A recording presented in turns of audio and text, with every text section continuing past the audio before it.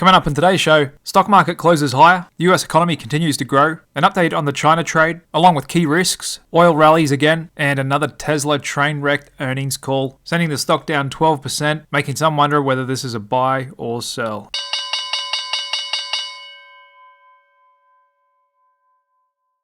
And a warm welcome back to the Click Capital Daily Market Show, everybody. Thank you for tuning in with me today. I'm going to get you all up to date on everything important happening across financial markets and what another interesting day on Wall Street. Stock indices pretty much high across the board. This time we weren't led by mega cap tech, with the most notable today being Tesla, down a whopping 12%. I'm going to dive into that one soon. Apart from that, we had some good rallies across the board in industrials, energy, oil and gas, and utilities as we still make our way through Q4 earnings season. There's a look at the daily chart. S&P 500 just closing a touch below 4,900 today, calling up on a bit of an inside day here. Best performing index today was actually the equal weight S&P 500. That still hasn't broken out to highs yet. Not too far behind it was a Russell 2000, just trying to hold ground above its 50-day VWAP. However, it was the Magnificent 7 finishing down as a group today. With Apple a touch lower, we've got earnings coming out from them this time next week. Microsoft hitting new all-time highs again. And Alphabet, the owner of Google and YouTube, breaking out to all-time highs. NVDA still holding ground above $600 a share. And the standout today, Tesla, down a whopping 12%. On huge volume, almost 200 million shares traded. And just taking you down to a 5-minute chart on Tesla. Yesterday we closed just under $208 a share. Then we got earnings, immediately sold off. It was holding up pretty good,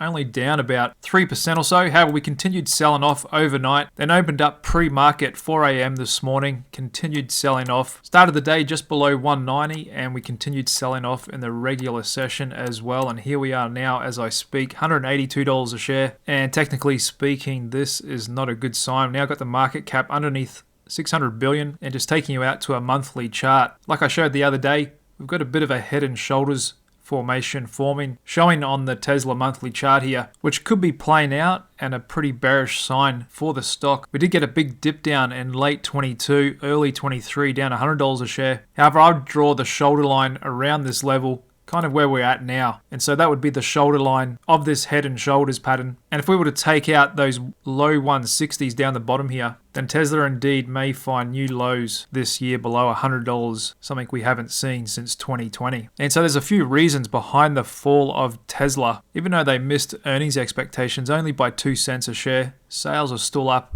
on last year. It's their growth rates are coming down a bit. That's a few things. There's a bit of a slowing in the uptake of EVs across the world. We've got a bit of oversupply of EVs. They've been dropping their prices to compete with the Chinese EV makers who are quickly catching up, and they've just admitted themselves that growth may be notably lower than the rate observed last year. And the earnings call last night has been interpreted by Wall Street as another train wreck. They haven't done too well on the last couple of quarterly earnings. Even one of their biggest believers and bulls on the street, Dan Ives of Wedbush, said we were dead wrong expecting Musk and his team to step up like adults in the room on the call and give a strategic and financial overview of the ongoing price cuts, margin structure, and fluctuating demand. Instead, we got a high-level Tesla long-term view with another train wreck conference call. So the street's really looking for Tesla to draw the line in the sand on these price cuts. We don't want to see any more price cuts this year. It's really going to compress those lofty margins that really set them apart from the rest of the industry. Also had Gene Munster saying this was one of the most sobering outlook I've seen from Tesla, citing revenue growth will likely come in around 10% this year. Even though Wall Street expects them to deliver 2.1 million cars this year, up about 20% from last year,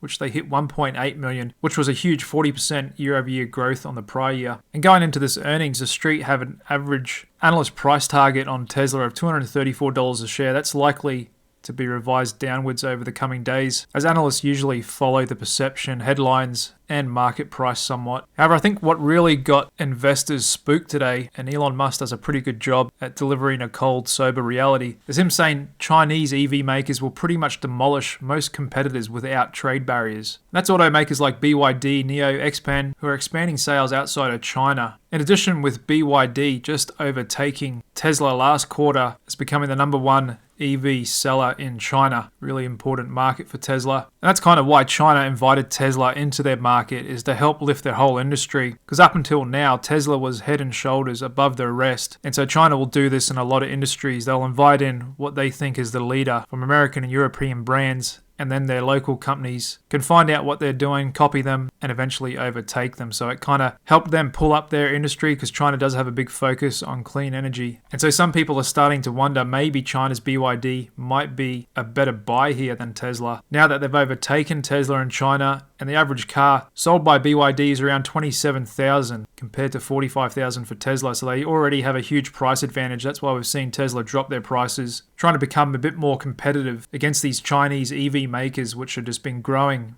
at breakneck speed over the last couple of years. And so just looking at valuations, Tesla's had about 90 billion in sales over the last 12 months. Currently with a market cap of 580 billion. It's about a price to sales of 6. However, BYD's not far behind in sales, almost 70 billion for the last 12 months, and their market cap's just above that, 74 billion. So about a price to sales of 1 to 1. And that's showing up in my stock fair value indicator as well. It's got Tesla currently at $182 fair value, pretty much bang on where it is now. And looking at BYD, it's got fair value at $63, well above where it's trading today at $25 a share. And this currently trades over the counter in the States. So it's a question of two things with Tesla. It's definitely got some stiff competition coming from the Chinese. But it's not only that, it's a question of valuation and market perception as well. Because like I said, Tesla is still quite richly valued if you just think about it as an EV maker and kind of not looking at its non-EV sales, which are around 15%. And a lot of people are banking on the future of all those non-EV sales as Tesla kind of becoming the world's leading and dominant clean energy brand for decades, you know, with robotics, solar, battery storage, home energy, etc. They do have a really strong brand, obviously more than BYD. A lot of Western consumers are going to go for Tesla over BYD, even pay a bit of a premium. However, that's only to so much extent, and that's why we've got Elon kind of rushing and saying we need some trade barriers because the Chinese are just so good at producing things really cheap. They've got the labor advantage. They've got the home court advantage when it comes to manufacturing. So technically speaking, we'll be watching the price of Tesla. We're looking for it to hold this 170 level. However, if that goes, then there's just less and less support underneath the stock. And so I wouldn't be surprised to see Tesla trade under $100 again over the next year. And I'm a long-term Tesla bull. I believe in the brand. However, the question of valuation is just a funny one because even today, still at 580 billion market cap, like I just showed you against BYD's 75, and then General Motors and Ford, which still have almost double the sales of Tesla. They've got market caps around 48 and 45 billion. And so there just might be a bit of a changing perception on Tesla here. And because the valuation has room to contract, we may indeed just see that. Because even the market's holding up well this year. Tesla is the weakest of all the Magnificent 7 by far, now currently down around 27% year to date. That's not a good start. And just staying on the theme of China, something I've been talking about a bit on this channel lately, as I'm seeing really good valuations there along with technical signs we could be hitting a bottom, not to mention a huge political will developing over there to try and turn things around in their capital markets. Their economy is still growing over 5% a year. Just a huge disconnect with their stock market perception and confidence. So we're seeing mainland stocks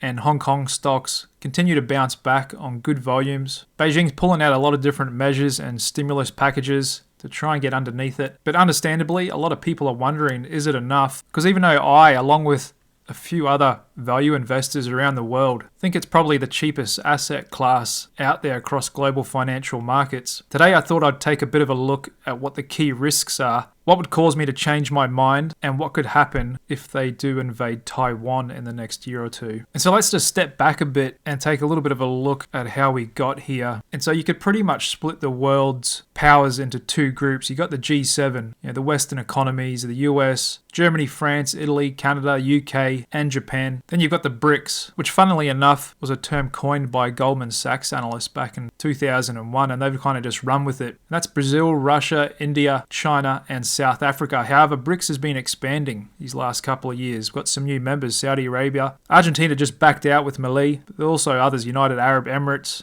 Egypt, Iran, and Ethiopia, and they're constantly looking to expand. And so the G7's been around since the early 70s in response to the oil crisis coming out of the Middle East, and they kind of have always cooperated over those last 50 years for mutual economic benefit. And at that time, all these countries were tiny, small, except for Russia, which was going through the Cold War with the States, kicking off the fight of capitalism versus communism, which still exists today. And so a lot of the G7 countries, they gave a lot of aid and benefit to these smaller countries, transfer of technology, knowledge, opening up to trade, and really trying to reach out, lend a hand, and help them get off the ground, as they were very poor back then. However, that's all changed. The BRICS are catching up and they've got their own aspirations now. Currently, the GDP of the G7 still about 50% higher than the BRICS. However, when you compare the two using purchasing power parity, that's kind of a way to equalize the purchasing power looking at equivalent products and services. BRICS are catching up at a much faster rate. We can see back in 95, G7 was towering over the BRICS. 2010, they're catching up, and the most recent data shows they've actually overtaken, not just in purchasing power parity, but also it's forecast that potentially within the next 10 years,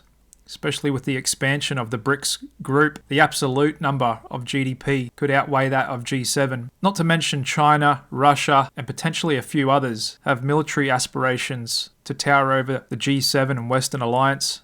They really want to get off the US reserve currency. Russia and other countries are starting to deal more in the Chinese yuan than the US dollar. And so it's a real power struggle of our lifetimes of the G7 versus BRICS. And you can throw in a few other countries in this as well, like Australia and other European countries. And so that brings me to my main point. We know China valuation's really cheap. We can see technical signs on the chart. We could be hitting a bottom. They're making political moves to get underneath their markets. So what is the biggest risk I see in my long China trade? Well, that's if they go the way of Russia and invade Taiwan. Because prior to Russia invading Ukraine in early 2022, Russian markets were open to Western capital. We even had a bunch of Russian ETFs trade on the market, and it too was cheap for a while, looking at valuations. However, this is a weekly chart of the most popular Russian ETF back then, RSX. And going into late 2022, it was trading above $30 a unit. And then in a matter of 2 weeks, it lost 75% of its value right when Russia went into Ukraine, triggering a bunch of sanctions from the West and pretty much cutting off Western capital to Russian markets. These ETFs ended up getting delisted and the investors in them suffered big losses. So this is what I see as the biggest risk in the long China trade, is if they were to do the same thing, go into Taiwan. And as hard as it is to imagine now, it's still possible the US could do the same thing. Cut off all capital to Chinese markets, a lot of sanctions, and the Chinese ETFs start looking like this. So first off, I want to say that's why it's important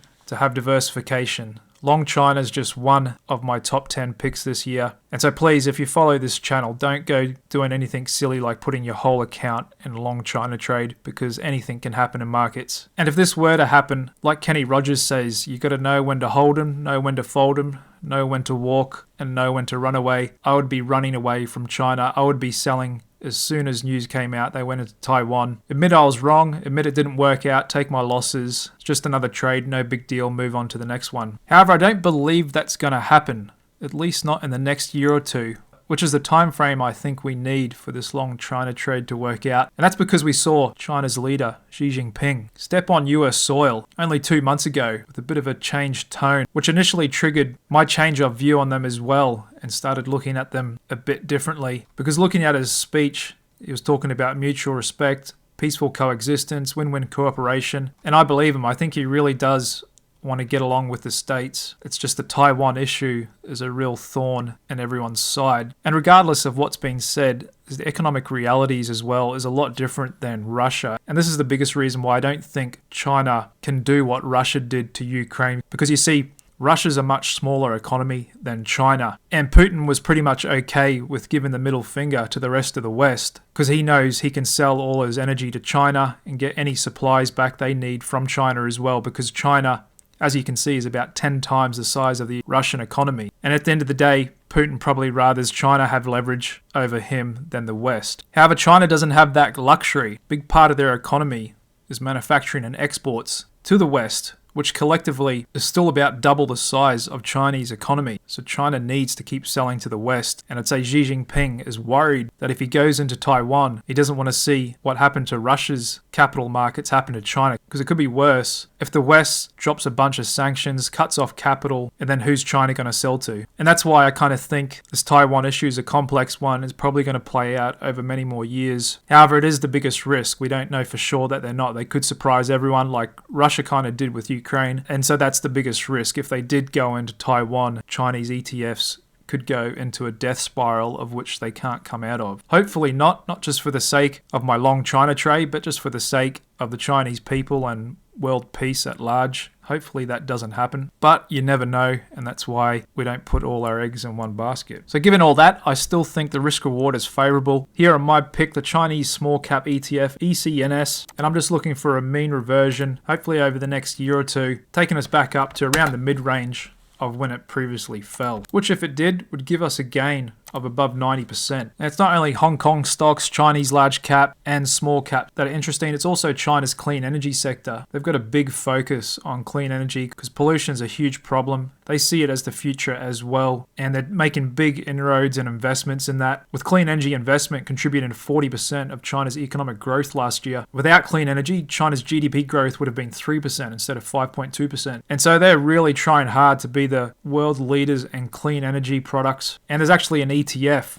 on US exchanges, China Clean Technology, under KGRN, and that too is massively off highs by more than 64%, and just a tiny fund with 55 million assets under management. No big institutions really in there. So long story short, this is a huge contrarian trade. Looking at valuations of Chinese stocks versus their economy and profits makes it the most undervalued asset in the world. We've got technical signs. In the Chinese stock market as a whole, we've got the double bottom on the largest ETF, FXI, unbelievably trading at the same price levels from the GFC lows in 2008. Even though their economy's multiplied over that time, there's still a lot of mess there to work out. With the biggest one probably with them becoming more business friendly, a good political environment, and of course the big tail risk of them going into Taiwan. If we got news of that, I would be hitting the sell button the next second. So we'll be following this one closely for the rest of this year. It's going to need some time to work out. Moving on back to the States, where over half of the world's market cap still rests. We've got US GDP rising 3.3%. There's a look at the last couple of years. We got that dip down going into early 22, and pretty much been holding up above 2% since then, actually accelerating the last couple of quarters. We've also got jobless claims continuing to trend down, showing the labour market still holding up pretty good. Just over 200,000 people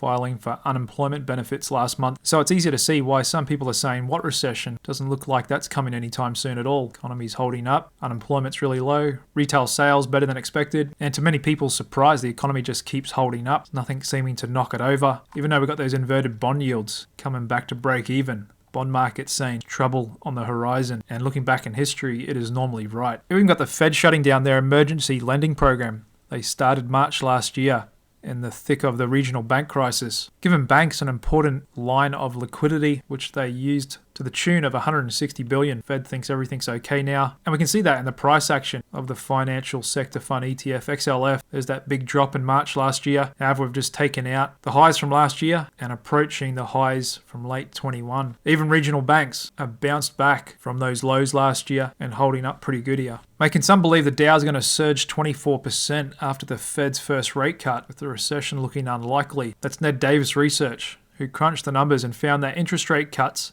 coupled with no recessions create a very bullish environment for stocks. And so even though most of the time rate cuts lead to a recession, they haven't all of the time. There has been a few cases where that hasn't happened. And looking at those soft landings, when the cost of capital comes down, the economy is still growing, the stock market really likes that. We even got the master of hype, NVDA CEO Jensen Huang himself, saying he sees a huge year for AI, saying they don't have a demand problem, it's a supply problem, and saying that AI is a rebirth of the industry. Speaking to reporters in Taiwan, where he's been known to regularly hang out, with him going on to say the single greatest challenge in AI, of course, is scaling the capacity of AI. We are very severely supply constrained. The demand is very strong. We're working very hard. Taiwan Semiconductor Manufacturing, all of our supply chain partners here are working very hard to keep up with demand. We even got the previous leader in tech, biggest tech company up until the 80s. IBM, also known as Big Blue, soaring to an 11-year high as its investments in AI begin to pay off. You can see that in the daily chart of IBM, ripping up a huge 9.5% on big volume today after reporting earnings a bit better than expected and the street liking their outlook on what's to come. There's a look at the long-term monthly chart, and they had been an underperformer for about a decade. And this was originally Buffett's big technology bet before he switched course and went into Apple. However, it looks like IBM's coming back and not too far off all-time highs at $206 a share. Moving on to commodities, we've still got an ongoing situation in the Red Sea, with more major energy and commodity firms rerouting their ships from the Red Sea, taking the more costly and scenic route around the tip of southern Africa as the Houthi rebels continue to attack our cargo ships. It's increasing shipping times, causing some supply chain delays, Increased insurance rates, cargo rates are ripping higher, and that coupled with a bit of a drop in supply is what got oil prices ripping up again. So we had some production fall in the States due to some freezing temperatures lately, making it hard to produce. Not only that, we've got US consumer demand holding up and looking like China trying to get their demand going again. All that's putting a bit of wind in the sales of crude oil futures here, breaking out again today, up 3%, trading above $77 a barrel. And this is not a good sign for inflation, as typically you'll see CPI have somewhat of a correlation with the price of crude. So we'll be keeping an eye on this one. However, even with those strong GDP numbers, we didn't get a tick up in treasury yields. Actually pulled back a little bit today. Along with Fed fund futures, still given about a 50-50 chance the Fed's going to cut rates in March. We will get a little bit more of an idea tomorrow on the Fed's preferred inflation gauge, personal consumption expenditures index, PCE. Then we'll get some more CPI prints before then as well. Looking across the pond to Europe, at the ECB, leave rates unchanged and not talking about cutting anytime soon either. US stock market still feeling really good with the fear and greed index in the extreme greed zone at 77, and still no real sign of corporate insiders interested in buying their own stock. Still got some really low readings coming in here, 34 purchases yesterday. And just looking at stock market breadth, got 60% of stocks above the 20-day average, and a modest 318 stocks and ETFs breaking out to 52-week highs today. Some of the notable ones: AMD,